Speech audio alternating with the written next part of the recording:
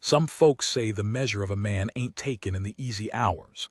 Ain't no one keeping score when the sun's warm and the cattle are fat and the whiskey flows smooth. No, they say you find out what a man's made of when the world turns its back on him, when the wind cuts through his bones and his horse is lame and his last dollar's been spent on nothing but hope. They say the real test comes when everything he's got ain't enough, and the only thing left is the desperate kind of crazy that makes a man do things he never dreamed he'd do. But me, I reckon the measure ain't even taken then. I reckon the real measure comes when a man finds something even more desperate than himself, when he stumbles across folks who have lost everything, folks who have got no fight left, and he's got to decide whether to share his last scrap of mercy or ride on by. That's where the soul gets weighed, and that's where I found out what I truly was. I ain't proud of what I did next, but I ain't ashamed neither. Sometimes the line between right and wrong gets so blurry you can't see it even when you squint. Sometimes you just do what needs doing, and you pray to God that the reckoning, when it comes, ain't too harsh. This is the story of how I found them, and what I became because of it. The thing about the high desert that folks don't tell you is how loud the silence can get. I'm not talking about the kind of quiet that settles over a snow-covered meadow, soft and peaceful like a blanket. I'm talking about the kind of quiet that presses in on your eardrums until you can hear your own blood moving through your veins. The kind that makes you start talking to yourself just to prove you ain't gone deaf. The kind that makes you listen so hard for something, anything, that you start hearing things that ain't there. I'd been riding the borderlands for 3 weeks by the time I found them. 3 weeks of dust and sage and that same damn wind that never seemed to quit. 3 weeks of watching my canteen get lighter and my horse get thinner and my hope get smaller. I'd started out with a plan, same as any man with a brain in his head. But plans have a way of turning into something else entirely when you're out there alone, when the map you're carrying don't match the terrain, when the landmarks you counted on have been washed away by flash floods or covered over by the shifting sands of time itself. I've been hired to track down a herd of stolen cattle, 40 head of prime longhorn that belonged to a rancher named Thornton up in the Panhandle. Good man, Thornton. Paid fair, treated his hands decent, didn't ask too many questions when a man needed a break. He'd been hit by rustlers, the worst kind too, the kind that don't just take your stock but leave your fences cut and your water holes poisoned.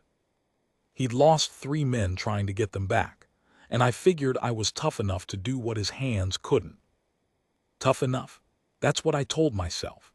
I'd been a tracker for going on 15 years, had followed outlaws and runaways and lost children across half the territories.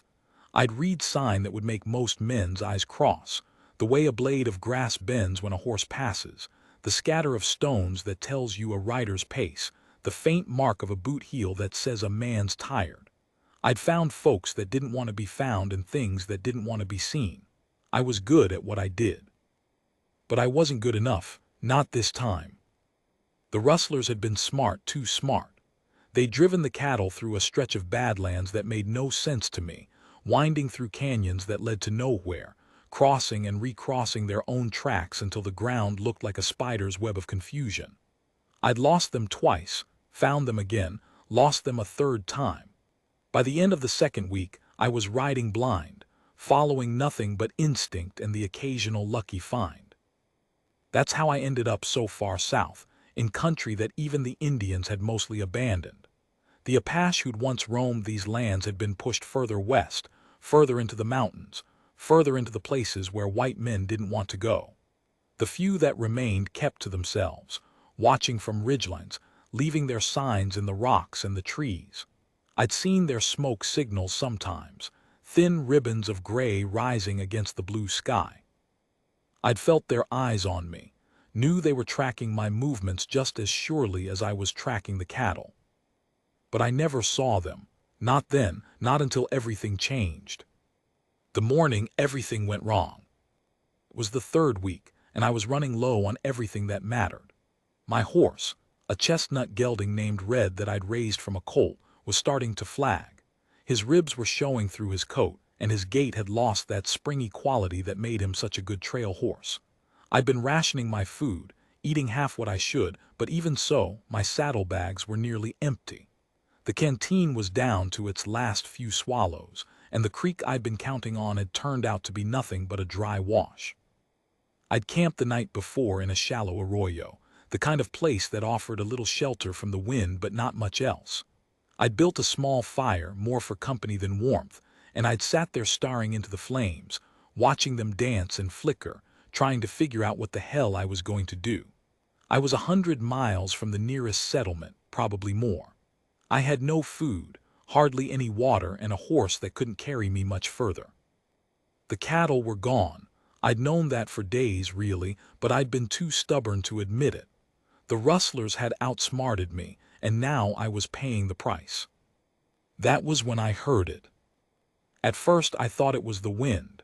The desert plays tricks on you, makes you hear voices where there are none, makes you think you've found water when it's just a mirage shimmering on the horizon. But this was different. This was a sound that cut through the wind's constant moaning, a sound that was human and desperate and absolutely real. It was a baby crying. I sat up straight, my heart suddenly hammering in my chest. The fire crackled and popped, and for a moment the sound was drowned out. Then it came again, a thin, reedy wail that seemed to come from everywhere and nowhere all at once. I scrambled to my feet, grabbing my rifle out of instinct, peering into the darkness beyond the fire's glow. "Hello," I called out. "Who's there?" Nothing, just the wind and the dark, and the sense that I was being watched by things I couldn't see. I stood there for a long minute, straining my ears, trying to catch any trace of the sound again. But it had stopped, and I started to wonder if I'd imagined it. The desert plays tricks, I told myself. You're tired and hungry and scared, and your mind is making up things that ain't there. But I knew what I'd heard. I'd spent too many years in the wilderness to mistake a human sound for anything else. Somewhere out there, in the darkness that surrounded my little camp, there was a baby. And that meant there was someone else too, someone who was probably in as much trouble as I was. I spent the rest of the night sitting by the fire, rifle across my knees, listening. But the crying didn't come again. The wind picked up, howling through the arroyo like a lost soul, and I huddled deeper into my coat, trying to convince myself that I'd been hearing things. By the time the first gray light of dawn crept over the eastern hills, I'd almost succeeded. Almost. The sign I should have read. Morning brought a new kind of desperation. I was out of food entirely now, and the water in my canteen was down to a muddy sludge that tasted more like dirt than anything else. Red was standing with his head low, his ears drooping, his whole body radiating exhaustion. I knew we couldn't make it much further, knew that if I didn't find water soon, we'd both be dead within the week. But I couldn't shake the sound of that baby crying. It had burrowed into my mind like a tick, and no matter how hard I tried to convince myself it was nothing, I couldn't let it go. I saddled up Red and rode out of the arroyo, heading south toward a range of low hills I'd seen the night before. I didn't know what I was looking for, water, maybe, or game, or just some sign that I wasn't completely alone in this God-forsaken place. What I found was something else entirely.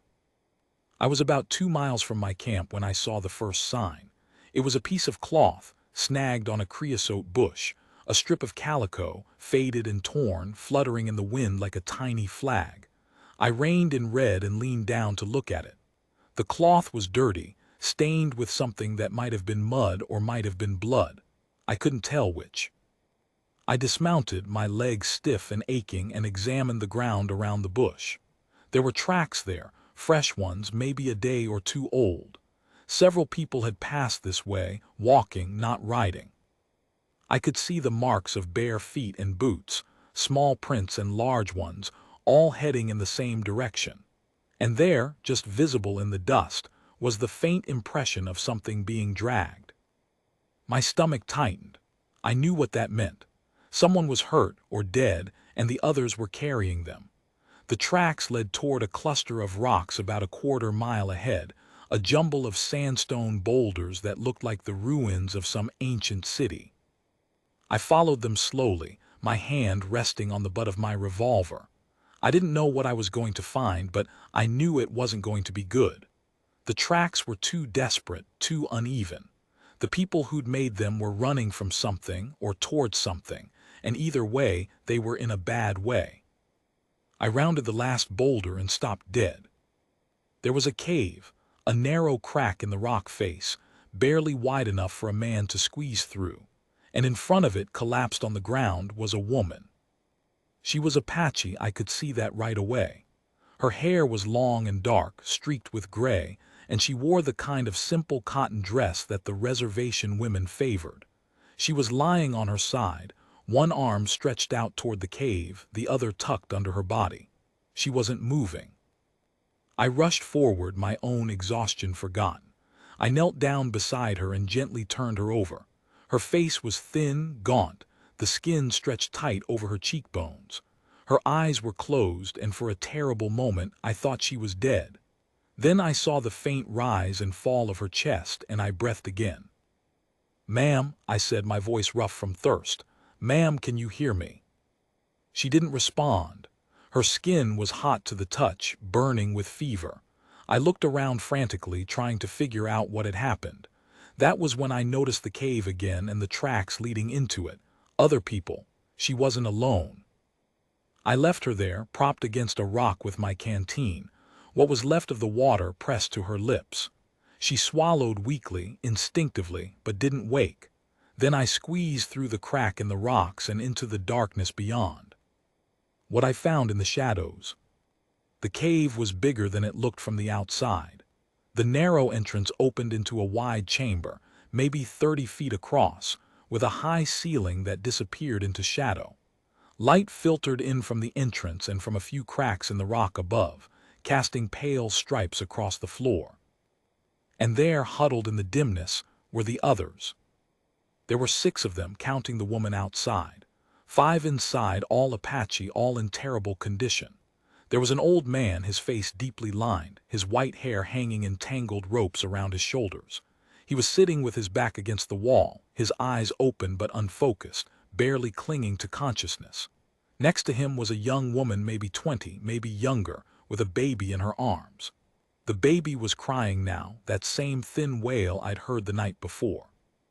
Its face was red and angry, and its tiny fists were clenched in frustration. 2 children, a boy of maybe 10 and a girl a few years younger, were curled up together in a corner, their arms wrapped around each other. They were both asleep, their faces pale and drawn, their ribs showing through their thin shirts. And there, lying in the center of the cave, was the body. It was wrapped in a blanket, and I could tell it had been there for a while.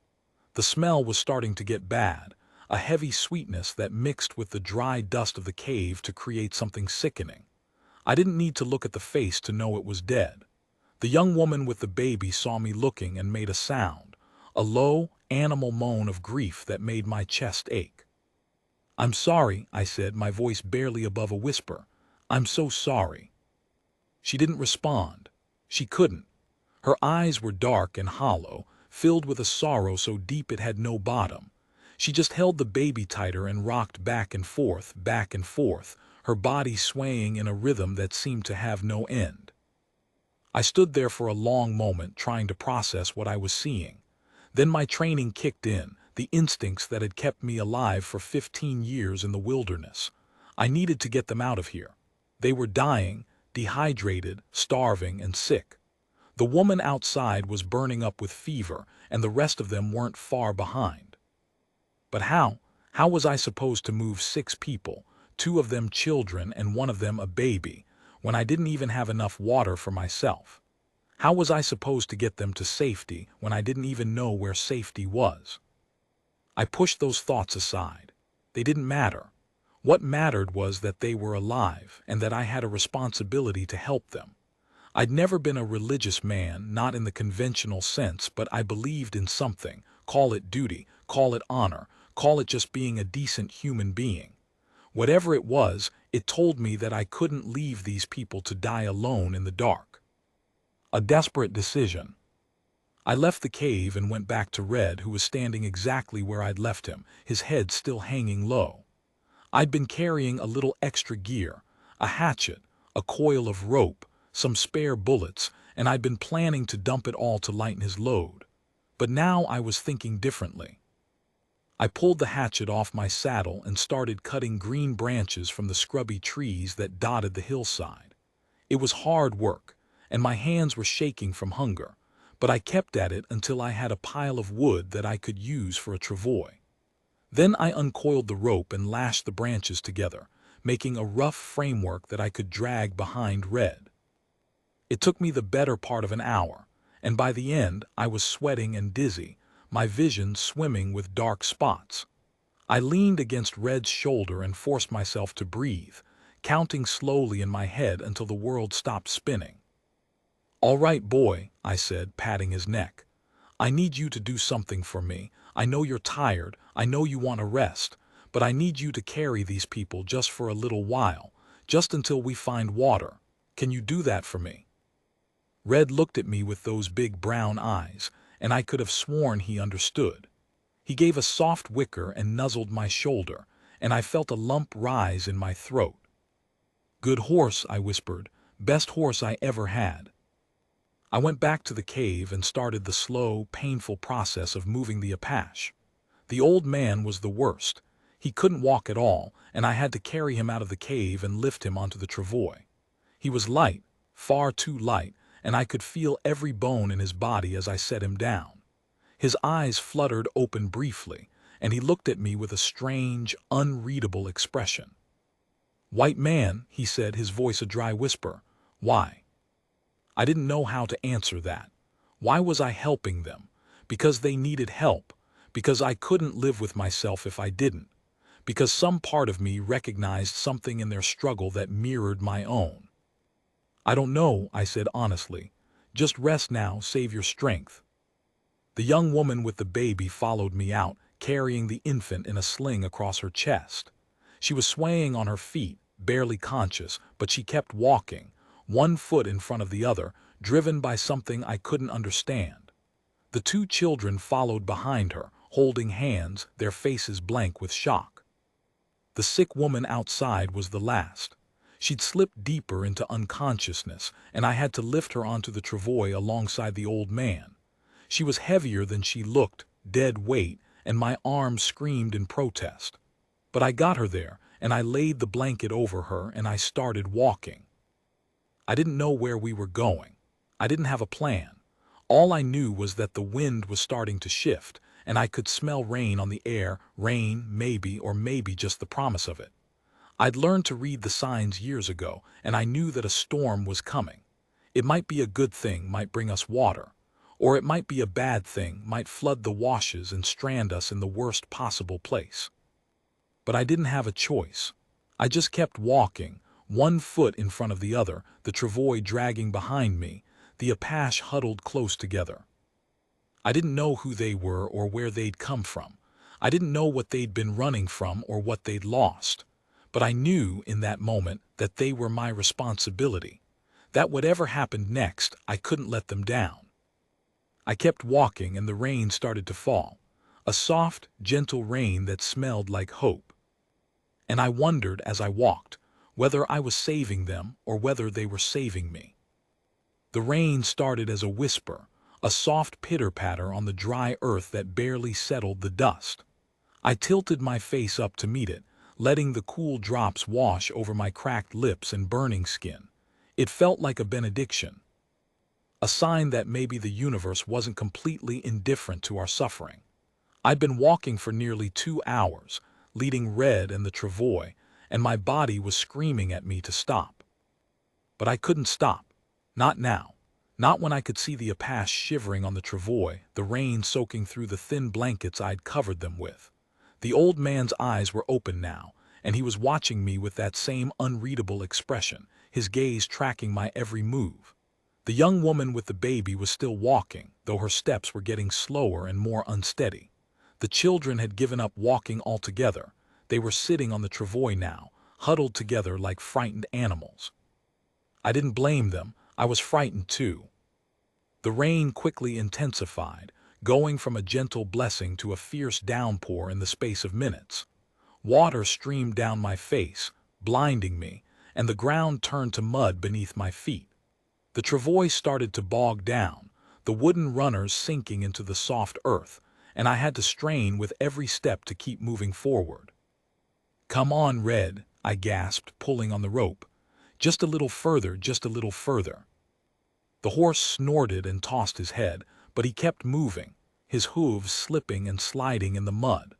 I could feel the travois getting heavier as it collected water, the weight of it dragging at my arms and shoulders. My back was screaming, my legs were trembling, and I was starting to see dark spots dancing at the edges of my vision. Then the baby started crying again, that thin wail cutting through the sound of the rain, and something inside me snapped. I stopped and turned to look at the people I was dragging behind me. The old man was watching me, his eyes still unreadable. The young woman was staring at the ground, her face pale and drawn. The children were crying now too, silent tears that mixed with the rain on their cheeks.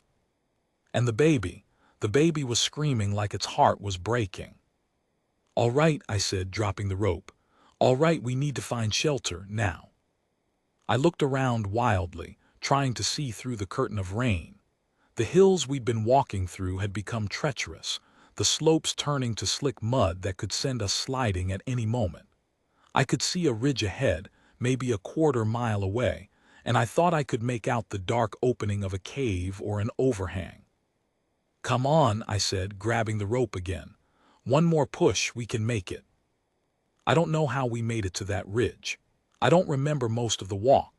What I remember is the mud sucking at my boots, the rain beating against my face, the sound of the babies crying in my ears. I remember the weight of the travois and the exhaustion in my bones and the desperate prayer I kept repeating in my head. "Please, God, please let us make it. Please don't let them die out here." And we did make it. The ridge was a sandstone outcropping with a deep overhang underneath, a natural shelter that provided at least some protection from the rain. I dragged the travois into the dry space beneath it and collapsed, gasping for breath, my heart pounding in my chest. Finding our way. For a long moment, all I could do was lie there, feeling the rain drip off the edge of the overhang and hearing the wind howl through the rocks. I was soaked to the bone, shivering despite the warmth of the day, and every muscle in my body was screaming in protest. But the Apache were safe. The old man was still alive, his chest rising and falling in a slow, steady rhythm. The sick woman hadn't gotten any worse. She was still unconscious, but her fever hadn't spiked and her breathing was even. The children had stopped crying and were sitting quietly, their arms wrapped around each other.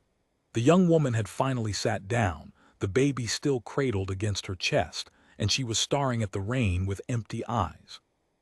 And I, for the first time in days, felt something that might have been relief. "All right," I said, pushing myself up onto my elbows. "We need to figure out what we're going to do. We can't stay here forever. We need food, we need water." "We have water," the old man said. His voice was quiet, but it cut through the sound of the rain like a knife. I turned to look at him, surprised that he was speaking at all. "What?" I asked. "There is water," he repeated. "This place is called the place of the dancing waters. There is a spring hidden in the rocks. My people have used it for generations." I stared at him, my mind racing. A spring, water. If he was telling the truth, it could be the difference between life and death. "Where?" I asked. "Where is it?" The old man closed his eyes, and for a moment I thought he'd slipped back into unconsciousness. But then he opened them again and pointed with a shaking hand. "Beyond the ridge," he said, "there is a canyon. The spring is at the end of it, but you must be careful. The water is sacred. It does not give itself freely." I didn't care about sacred. I cared about surviving. I scrambled to my feet, grabbing my canteen and my rifle, and started walking toward the ridge. "Wait," the old man said. "Do not go alone. The canyon is treacherous. You will need someone who knows the way." He looked at the young woman with the baby, who hadn't moved or spoken the entire time. She was still staring at the rain, her face blank, her body still. "Nate," the old man said, and his voice was sharp now, commanding. "The water, you must show him." The young woman, Nate, didn't respond at first. She just kept staring, her eyes vacant, her body rocking back and forth with the baby. But then the old man said something in Apache, a quick, harsh phrase that I couldn't understand, and she flinched. She turned to look at him, and for just a moment there was something in her eyes, a flicker of awareness, of recognition. Then she stood up, slowly, stiffly, the baby still in her arms. She looked at me, her expression unreadable, and nodded. "I will show you," she said, "but the baby must come with us. I cannot leave her." I nodded, not because I understood why, but because I didn't have time to argue. We needed water, and the old man had said the canyon was dangerous. If Nate knew the way, we had to follow her. The canyon of dancing waters. The canyon was just as treacherous as the old man had said. The walls were steep, eroded into jagged shapes that looked like the bones of some giant beast. The path was narrow, barely wide enough for two people to walk side by side, and it wound back and forth across the canyon floor, crossing and recrossing a stream that had swelled with the rain. Nate moved ahead of me with a grace that seemed impossible for someone so exhausted. She was like a ghost, slipping through the rocks and around the water with a familiarity that spoke of a lifetime of practice. The baby was still in her arms, wrapped in the sling, and I could see its tiny face peeking out, its eyes wide and watchful. "Careful," she said, pausing at a particularly narrow section of the path. "The rocks are slick. They will not hold your weight." I nodded and followed her, pressing myself against the canyon wall as I edged around a rocky outcrop. Water was streaming down the stone, making it slick and treacherous, and I had to move slowly, testing each step before I committed my weight. "You're very good at this," I said, half to myself. "Moving through difficult terrain. I've never seen anyone do it so easily." Nate didn't respond. She just kept walking, her feet finding purchase on rocks that looked like they would crumble at the slightest touch. The baby made a small sound, not quite a cry, more a coo of contentment, and I felt a surge of something that might have been envy. This woman had nothing, and yet she had everything. She had her child. She had her people. She had a strength that seemed to come from some deep well inside her. We walked for another 10 minutes, the canyon growing narrower and darker as we went. The rain had stopped, the clouds breaking up to reveal patches of blue sky, and I could feel the sun starting to warm my skin. I felt tired, tired in a way that went beyond physical exhaustion, tired in my bones, my heart, my soul. And then I saw it. It was just a trickle at first, a thin stream of water running down a rock face and pooling in a small basin at the bottom. But as we got closer, I saw that the trickle was part of a larger flow, a spring that emerged from deep within the rock and cascaded into a clear, shimmering pool. I knelt down beside the water and plunged my hands into it. It was cold, shockingly cold, and it tasted like nothing I'd ever experienced. I splashed it on my face, my neck, my arms, and I felt the chill seep into my bones, washing away some of the weariness that had been weighing me down. "Thank you," I said, turning to Nate. "Thank you so much." She was standing with the baby, watching me with that same unreadable expression she always wore. But there was something different about it now, something that might have been the faintest trace of a smile. "Drink," she said, "but do not take more than you need. The water is sacred, it will not forgive greed." The story comes out. We filled the canteens and carried the water back to the overhang. The old man was waiting for us, his eyes bright with something that might have been hope. The sick woman was awake, just barely, and I could see her drinking from the canteen with desperate swallows. The children were sitting up straighter, their faces a little less drawn, and the baby had stopped crying, was even smiling a little, its tiny fists waving in the air. For the first time in what felt like an eternity, I felt something like peace. But there were still questions. Questions that had been building in my mind since I first found them in that cave. Questions that I needed to ask. "What happened?" I said, looking at the old man. "How did you end up here? Why were you hiding in that cave?" The old man was silent for a long moment. He looked at Nate, at the children, at the sick woman. Then he sighed, a long, heavy sigh that seemed to come from the depths of his soul. "We were running," he said. "Running from the soldiers. They came to our village, took everything we had, burned our homes, killed our people. We tried to fight, but there were too many. We could not hold them." I felt a chill that had nothing to do with the weather. I'd heard stories, of course. Everyone had heard stories about the Army's campaigns against the Apache, the rounding up of men, women, and children, the forced marches to reservation camps. But hearing it from someone who'd lived through it was different. It was real in a way that the stories never were. "How many were there?" I asked. "How many of you escaped?" "10 at first," the old man said. "But they caught up with us in the mountains. We lost 4 in the fighting. The rest of us scattered. We ran for 2 weeks, hiding in caves, sleeping in ditches. 2 weeks without food, without water, watching our friends die one by one." He looked at the body, still wrapped in the blanket, and his eyes filled with tears. "And then there were 7, 6 now, and the baby." We sat in silence for a long moment, the weight of his words pressing down on all of us. I could feel the sickness in my heart, the knowledge that some things were too big and too terrible to be fixed by a single person, no matter how hard they tried. "I'm sorry," I said finally. "I'm so sorry. No one should have to go through that." The old man looked at me, and there was something strange in his eyes, a kind of wonder almost. "You helped us," he said. "You, a white man, helped us. Why, you could have left us to die. You had nothing to gain by helping us." I didn't have an answer for that. I still don't, not really.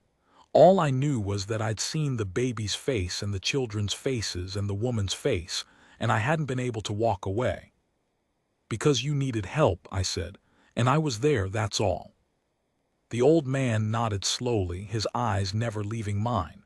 "It is more than most would do," he said. "For that I thank you. We all thank you. You have given us a chance to live." A strange partnership. The days that followed were a blur of struggle and small triumphs. We moved camp to the canyon, setting up a rough shelter beneath the overhang where the spring flowed. I used my hatchet to cut brush and branches, building a linta that would protect us from the elements. Nate helped me, showing me how to weave the branches together, how to create a structure that would stand against the wind. She was a strange woman, Nate. Silent most of the time, her eyes always watchful, her body always tense for flight. But she was also strong, stronger than anyone I'd ever met. I watched her care for the baby, the children, the old man, and the sick woman, her hands moving with a gentleness that seemed at odds with the hardness in her face. "Where is your husband?" I asked her one day, "the baby's father." She looked at me with those dark, unreadable eyes, and I thought I saw a flash of pain cross her face. "Dead," she said. "The soldiers killed him." I nodded, not knowing what else to say. I'd seen grief before, in all its forms, but this was different. This was a grief so profound that it had become part of her, woven into her bones and her breath and her blood. "I'm sorry," I said. "For what it's worth, I'm sorry." She didn't respond. She just turned away, rocking the baby in her arms, and I knew that my words didn't matter. Nothing I could say would bring back her husband, or undo the horrors she'd seen, or heal the wounds that the world had carved into her heart. But I kept trying. I don't know why. Maybe because I needed to believe that kindness could still matter, even in a world that was so full of cruelty. I started to teach her English, simple words and phrases that she could use to communicate with me. She was a quick learner, picking up the words with a speed that astonished me. Within a week, she could ask for food, water, help. Within 2, she was asking me questions of her own. "Why did you come to this place?" she asked one evening as we sat by the fire. "What were you looking for?" I hesitated, not sure how much to tell her. I'd been chasing a herd of stolen cattle, but that had been before everything changed. Now I was just trying to survive. I was looking for something that didn't want to be found, I said. Cattle, stolen cattle. The men who took them led me on a wild chase and I ended up here. Nate nodded slowly. I know the men you speak of, she said.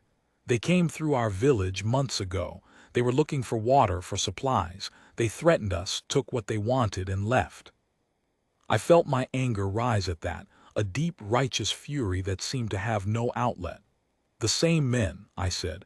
The same men who stole the cattle. They're the same ones who. I stopped, not wanting to say it, but Nate finished my thought for me. They are the same ones who killed my husband, she said. Yes. I sat there, the fire crackling between us, and I felt something inside me shift. It was a small thing at first, just a change in the way I saw her, a recognition of the depth of her pain. But it grew as I watched her, this woman who had lost everything and still kept going, kept fighting, kept living.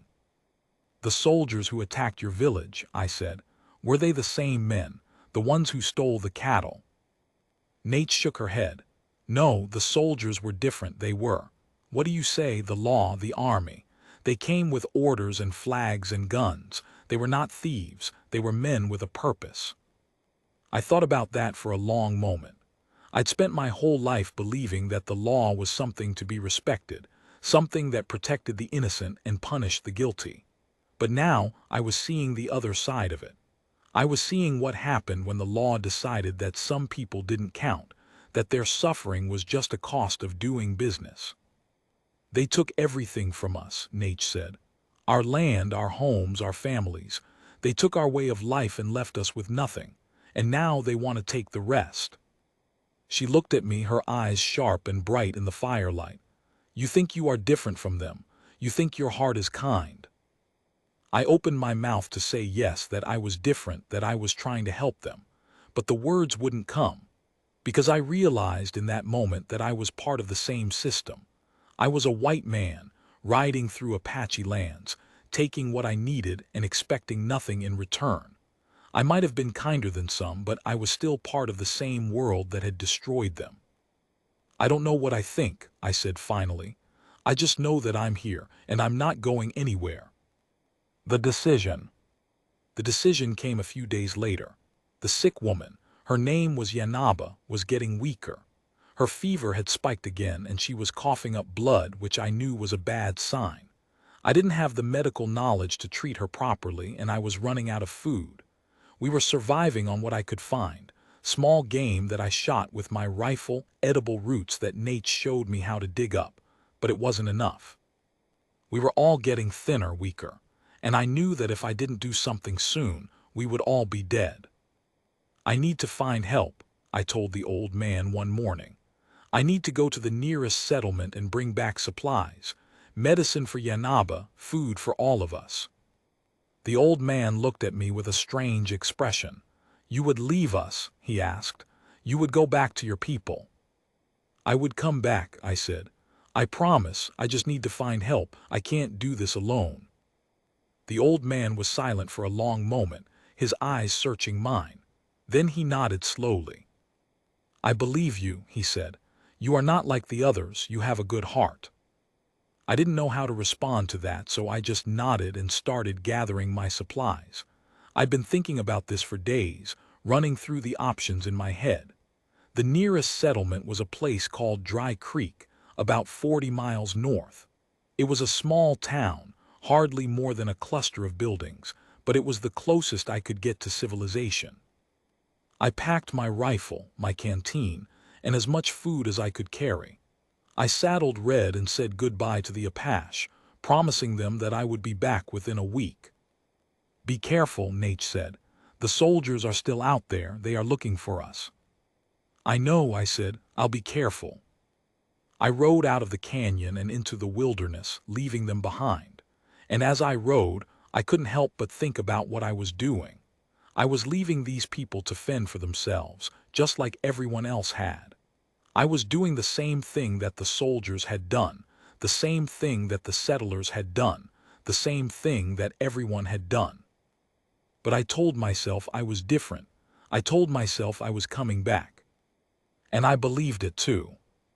Riding north toward Dry Creek felt like escaping a world I didn't understand, and heading straight into a world I'd grown to distrust. Each mile the landscape changed. The red rock and scrub gave way to greener pastures, the canyons flattened into rolling hills, and the silence was slowly replaced by the sounds of birds, insects, and distant cattle lowing. It should have been comforting. It should have felt like coming home. Instead, it felt like betrayal. Every step Red took carried me further from the Apache, further from their suffering and their hope. I kept turning around in the saddle, half expecting to see Nate following me, or the children running behind, their thin voices calling out for me to wait. But there was nothing. Just the open country, empty and vast, and the sense that I was leaving something important behind. I pushed Red hard that first day, not stopping until the sun was low on the horizon, and my legs were cramping from the long hours in the saddle. I made camp in a small grove of cottonwoods, the kind of place that would have been peaceful under different circumstances. I built a fire, ate a cold meal of jerky and hardtack, and tried to sleep. But I couldn't. Every time I closed my eyes, I saw their faces. The old man watching me with those ancient eyes. The children, huddled together like frightened animals. Nate, her expression blank and unreadable, carrying the baby through the canyon like she'd done it 1,000 times before. And Yanaba, lying on the travois, her breathing shallow and labored, her skin burning with fever. I sat up and stared into the fire, trying to see a way forward. I could go to Dry Creek, talk to the sheriff or the mayor, tell them what I'd found. But what would happen then? They'd send soldiers out to arrest the Apache, or worse. They'd round them up and take them to a reservation, where they'd be just another group of displaced people, stripped of their land and their dignity. Or I could go back empty-handed, tell the Apache that I'd failed, that there was no help to be found. But that would mean watching them die, one by one, and I didn't think I could live with that. There was a third option, a crazy option, a desperate option. I could find the supplies I needed myself. I could trade for them, or steal them, or take them from the people who had so much and shared so little. I didn't like that option, but I couldn't shake it from my mind. The town of Dry Creek. I reached Dry Creek on the third day, and it was exactly what I'd expected. A dusty main street lined with wooden storefronts, a saloon with a broken sign, a sheriff's office that looked like it hadn't seen a prisoner in years. The whole place had a tired, defeated feel to it, like it had given up on being anything more than a stop on the way to somewhere else. I tied Red outside the general store and went inside, feeling the eyes of the townsfolk on me. There were only a few of them, a shopkeeper, a couple of farmers, a man in a suit who was probably the mayor, but they all looked at me like I was a stranger, an outsider, someone who didn't belong. "What can I do for you?" the shopkeeper asked. He was a heavy-set man with a balding head and a suspicious squint. I told him I needed supplies. Food, medicine, blankets, things to help people who were sick and starving. "People?" he said, his eyebrows rising. "What people? You ain't got no people with you." I hesitated, and the hesitation cost me. I could see the suspicion in his eyes, the way he was starting to piece things together. "I found some folks," I said carefully. "Out in the desert, they're in bad shape. I need to help them." "Folks," the shopkeeper said. "What kind of folks?" I didn't answer, and he didn't need me to. He already knew. "Apache," he said, his voice flat. "You're talking about Apache, I knew it. You got that look about you, the look of a man who's been mixing with them." I felt my temper start to rise, but I held it in check. "They're people," I said. "Sick people, starving people, they need help." "Help," the shopkeeper said, and he laughed, a harsh, bitter sound that made my skin crawl. "You want me to help Apache? You want me to give you supplies to take to Apache? They're the enemy, mister. They've been raiding settlements, killing farmers, stealing cattle. They're lucky we don't hang them on sight." I opened my mouth to argue, to tell him that the people I was trying to save were refugees, that they were running from the army, that they hadn't done anything wrong, but I could see that it was no use. The man's mind was made up, and nothing I said would change it. "Fine," I said, turning to leave. "I'll go somewhere else." "You do that," the shopkeeper called after me. "But you tell the Apache I'll be waiting for them if they ever come near my town again." I walked out of the store, my hands shaking with rage. I wanted to go back in and hit the shopkeeper, wanted to make him see what he was doing. But I knew it wouldn't help. It wouldn't help the Apache, and it wouldn't help me. I spent the rest of the day trying to find supplies in Dry Creek, but it was no use. The shopkeeper had spread the word, and everyone in town was looking at me with suspicion. The general store wouldn't sell me anything. The doctor wouldn't give me medicine. Even the saloon keeper refused to sell me a drink, saying he didn't serve people who associated with Indians. By the time night fell, I was exhausted, hungry, and on the verge of giving up. I'd failed. I'd come all this way, and I'd failed. The Apache were going to die, and there was nothing I could do about it. But as I sat in the darkness, watching the lights of Dry Creek flicker and fade, I felt a different kind of anger start to burn inside me. It wasn't the hot, explosive anger of a man who's been slighted. It was a cold, quiet anger, the kind that comes from a deep sense of injustice. These people had everything, I thought. They had food, water, medicine, shelter. They had everything the Apache needed to survive, and they refused to share it. They refused to help, not because they couldn't, but because they didn't want to. The Apache had lost everything, their land, their homes, their families. And now they were losing their lives, one by one, while the people of Dry Creek sat in their comfortable houses and pretended they didn't exist. The decision I couldn't take back. I made my decision that night, sitting in the darkness and watching the lights of Dry Creek go out one by one. It wasn't a good decision. It wasn't even a moral decision. It was a decision born of desperation, of frustration, of a burning need to do something, anything, to save the people I'd found. I waited until the town was quiet, until all the lights were out and I couldn't hear any sound but the wind and the occasional dog barking. Then I got up, saddled Red, and rode into town. The general store was dark, locked up tight for the night. I dismounted and crept around to the back, where I knew there was a window that didn't quite latch. I'd noticed it earlier when I was in the store, and I'd filed the information away in case I needed it. I pushed the window open slowly, wincing at the creak of the old wood. Then I climbed through, landing silently on the floor inside. The store was dark, but there was a sliver of moonlight coming through the front window, enough for me to see by. I moved quickly, grabbing what I needed. Food, bags of flour, sacks of beans, cans of preserved meat. Medicine, quinine for the fever, iodine for wounds, bandages, and salves. Blankets, warm and thick, that would protect the Apache from the cold. I was stuffing everything into a canvas bag when I heard the sound. Footsteps coming from the front of the store. I froze, my heart pounding, and listened. "I thought I heard something," a voice said. It was the shopkeeper, his voice muffled by the door. "Maybe it's that Indian lover again." "Could be," another voice said. "Or it could be a pack rat. I swear, I've never seen a place with so many rats as this town." The footsteps moved away, and I let out a breath I hadn't realized I was holding. I gathered up the bag and climbed back out the window, my hands shaking with the effort of moving quietly. I didn't stop until I was out of town, riding hard through the darkness, the bag of supplies bouncing against my side. I knew I'd done something wrong, something that could get me arrested or worse. But I didn't care.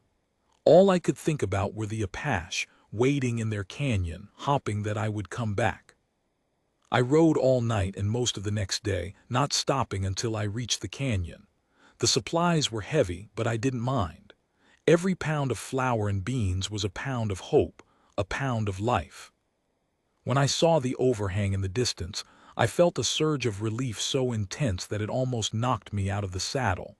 I was back. I'd made it. The Apache were still alive, still waiting for me.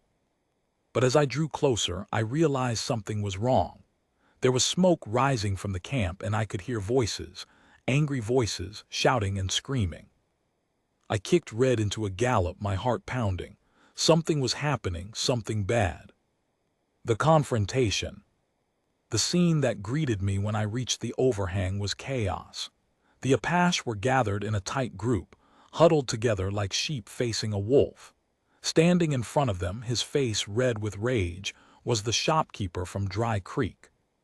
"You," he shouted, pointing at me. "I knew it, I knew you were here." I reined in Red and jumped down from the saddle, my hand going to my revolver. "What are you doing here?" I demanded. "How did you find me?" "I followed you," the shopkeeper said, his voice dripping with contempt. "All the way from Dry Creek. I knew you were up to something, and I was right. You've been helping these murdering savages." "They're not murderers," I said, stepping between him and the Apache. "They're refugees. They ran from the army. They're just trying to survive." "Survive?" the shopkeeper laughed. "They've been raiding our settlements, stealing our cattle, killing our people." "That's not true," I said. "They haven't done any of those things. They're innocent." "Don't you dare tell me what's true," the shopkeeper shouted. "I've seen it with my own eyes. My brother's farm was burned to the ground and my niece was killed by these animals. They're no better than beasts, and you're no better than them." I felt my temper snap. "You don't know anything about them," I shouted. "You've never even met them. You just hate them because they're different, because they're not like you." The shopkeeper's face contorted with rage and he reached for his gun. I didn't think, I just acted. I drew my revolver and fired, the shot echoing off the canyon walls. The shopkeeper fell, clutching his arm, blood seeping through his fingers. He screamed, a high-pitched wail of pain and shock, and I stood there frozen, the smoking revolver still in my hand. I'd shot a man, a white man. I'd shot a white man for the Apache. The aftermath. The next few minutes were a blur. Nate rushed forward, pressing a cloth against the shopkeeper's wound. The old man was shouting something in Apache, his voice sharp and commanding. The children were crying, the baby wailing, and I couldn't think, couldn't breathe. "I need to get him to a doctor," I said, my voice shaking. "He needs help." "No," the old man said, his voice firm. "If you take him back, he will tell the soldiers about us. They will come here and destroy us all." "I can't just let him die," I shouted. "He's a man just like anyone else. He made a mistake, but that doesn't mean he deserves to die." The old man was silent for a long moment, his eyes searching mine. Then he nodded slowly. "Take him," he said, "but be careful. If you let him tell the soldiers about us, we will all die." I nodded and lifted the shopkeeper onto Red's back. He was conscious, barely, his face pale with pain. I tied him to the saddle and started leading Red toward Dry Creek. "Wait," Nate said, catching my arm. "You are coming back, yes?" I looked at her, at the hope in her eyes, and I felt my heart break. "Yes," I said, "I'm coming back, I promise." I led Red away, the shopkeeper moaning on his back, and I didn't look back. I couldn't. If I looked back, I would see their faces and I wouldn't be able to leave. But as I walked, I felt a cold certainty settling in my chest. I'd shot a white man for the Apache. I'd made myself an enemy of the town, of the law, of everything I'd once believed in. There was no going back now. I'd chosen my side and I had to live with the consequences. The only question was, could I live with them? Part 4, The Reckoning and the Road. The weight of blood. The shopkeeper died 2 days later. I'd gotten him to Dry Creek, gotten him to the doctor, but it was too late. The wound had festered, and the infection had spread through his body like wildfire. He'd been buried in the town cemetery, and his brother, the farmer whose niece had supposedly been killed by the Apache, had sworn to hunt me down and bring me to justice. I'd left Dry Creek the same night, knowing I couldn't stay. The town was on the verge of lynch mob, and I wasn't going to give them the satisfaction. I'd ridden back to the canyon, back to the Apache, and I'd found them waiting for me. The old man had been watching the road, his eyes sharp despite his age. Nate had been sitting by the fire, the baby in her arms, her face a mask of stillness and strength. And I'd told them everything. The shopkeeper's death, the threats, the fear that we were all in danger now. The old man had listened carefully, nodding occasionally. He hadn't looked surprised, hadn't even looked angry. He just sat there, his eyes fixed on me, and when I'd finished speaking, he'd said something that stuck with me. "You did what you had to do," he said. "That is all any of us can do." I'd nodded, not trusting myself to speak. Then I'd gone to Nate, who was still sitting by the fire, and I'd sat down next to her. "I'm sorry," I said. "I didn't mean for any of this to happen." She'd looked at me, her eyes unreadable. "You saved us," she said. "You saved all of us. That is more than anyone else has done." "But at what cost?" I'd asked. "The shopkeeper's dead. His brother wants to kill me. The whole town thinks I'm a traitor. And now the soldiers are going to come and we're all going to die." Nate had been silent for a long moment. Then she'd said something that made my heart ache. "We are already dead," she said. "The soldiers took our lives when they took our land and our families. We have been dead for a long time. You gave us something we did not have, a chance to live again." I'd felt the tears start to fall then, hot and fast, and I hadn't been able to stop them. I'd cried like a child, ugly and loud and desperate, and Nate had let me. She'd sat there, her hand on my arm, and she'd let me cry. The search for refuge. The next few weeks were a blur of movement and fear. We'd left the canyon, knowing it was no longer safe. The soldiers would be coming, and we needed to be far away when they arrived. We traveled through the high desert, following the old trails that the Apache had used for generations. The old man guided us, his knowledge of the land a living map. Nate and I took turns carrying the baby, the children, the supplies.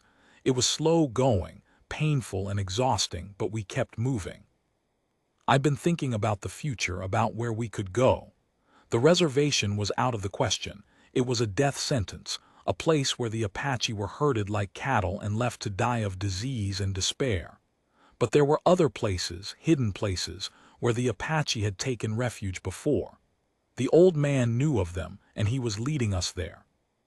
We'd found a small valley tucked between two mountains, a place of green grass and clear water that seemed untouched by the outside world. The old man had called it the place of the standing trees, and he'd said that his people had used it for generations as a refuge in times of danger. We'd made camp there, building shelters and lighting fires. The children had started to smile again, their faces bright with the joy of discovery. The baby had grown stronger, its cries less frequent, its face more filled with life. Even Yanaba had started to recover, her fever breaking, her coughing subsiding. But I hadn't been able to shake the feeling that we were still in danger. The soldiers were out there, searching for us. And even if they didn't find us, there would always be others, settlers, bounty hunters. Lawmen who would see us as a threat and try to destroy us.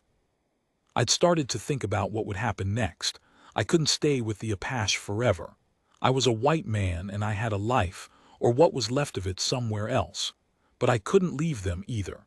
They'd become my family in a way that my own family never had been. I'd lain awake at night, staring at the stars, trying to find a way forward. And I'd come to a decision that scared me more than anything I'd ever done. A risky plan. "We need to leave this place," I'd said to the old man one morning. "The soldiers will find us eventually.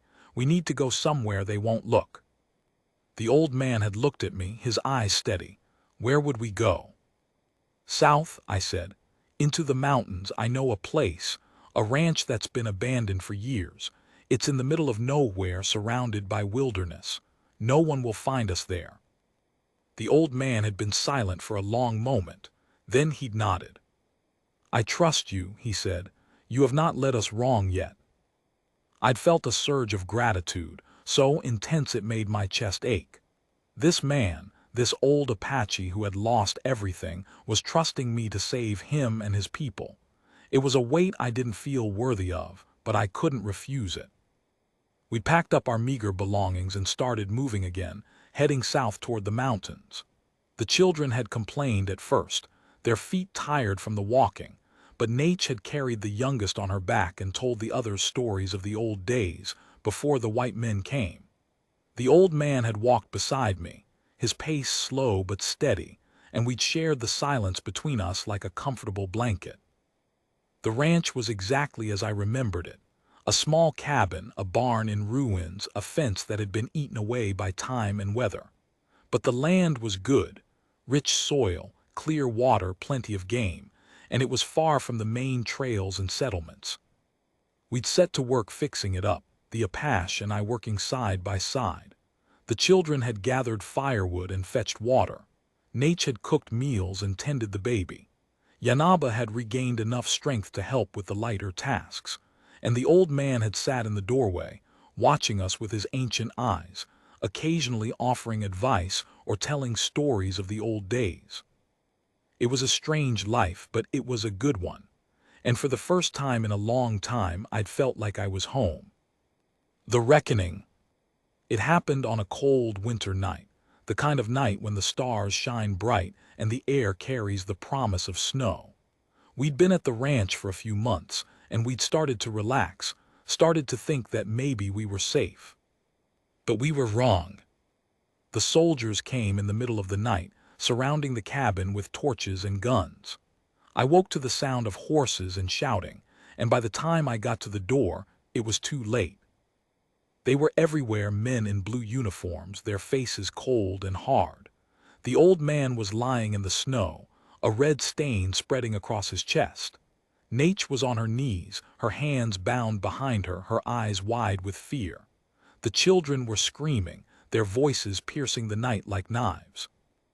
And Yanaba, sweet, gentle Yanaba, who had come so far and survived so much, was lying still on the ground, a bullet hole in her forehead. "All of you drop your weapons," the soldier in charge shouted. His voice was calm, almost bored. "You're under arrest, all of you." I reached for my revolver, but a soldier grabbed me from behind, wrestling me to the ground. I struggled, but there were too many of them. They held me down, tied my hands, and dragged me away from the cabin. I watched as they led Nate away, her face a mask of stone. I watched as they carried the children, their sobs fading into the night.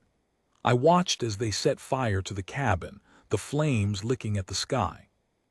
And then I watched as the old man's body was loaded onto a horse, his sightless eyes staring at nothing. "Take them to the reservation," the soldier in charge said. "They'll be dealt with there."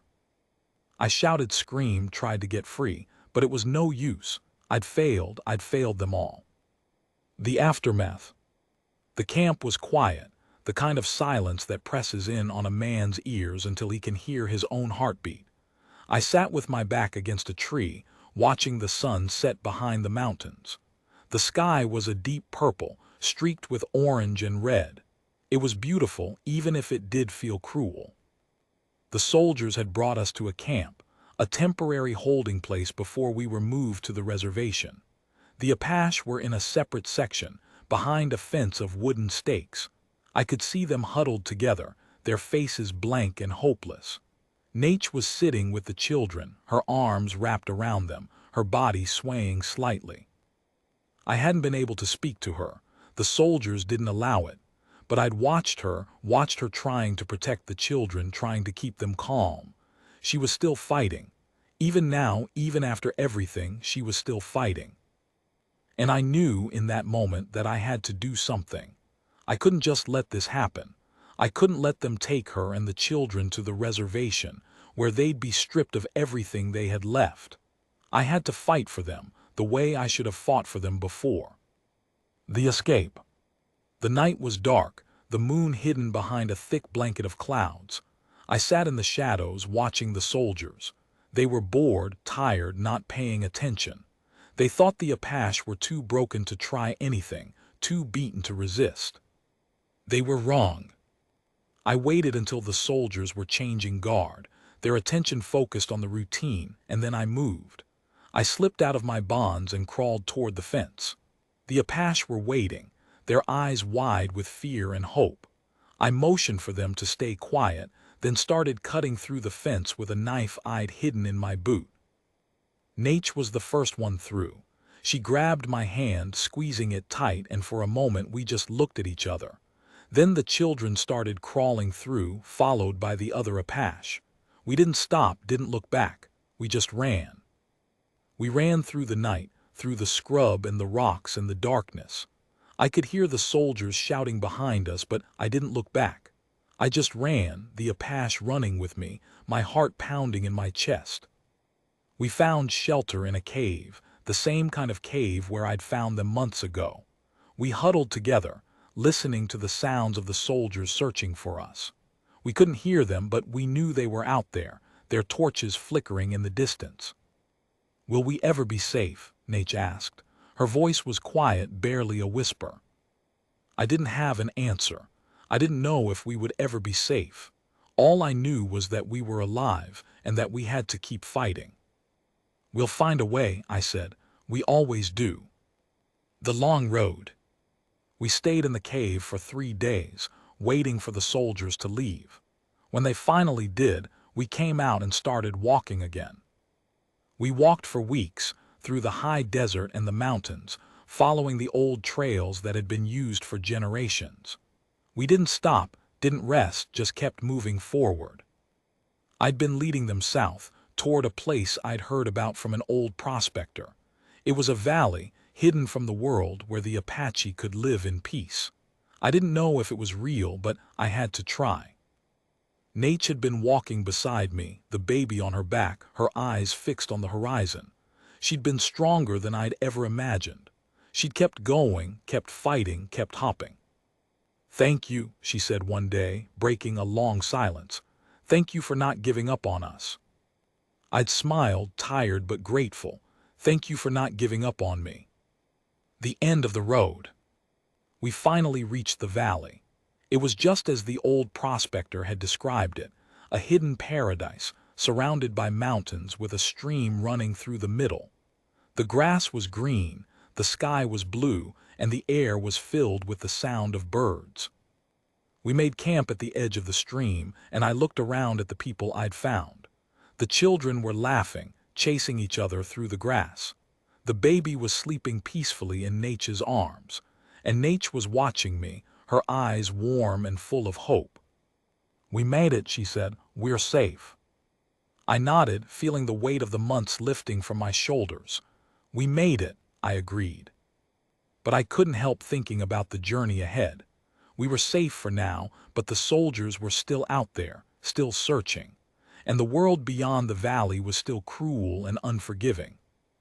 But we had this moment, we had this peace, and that was enough for now.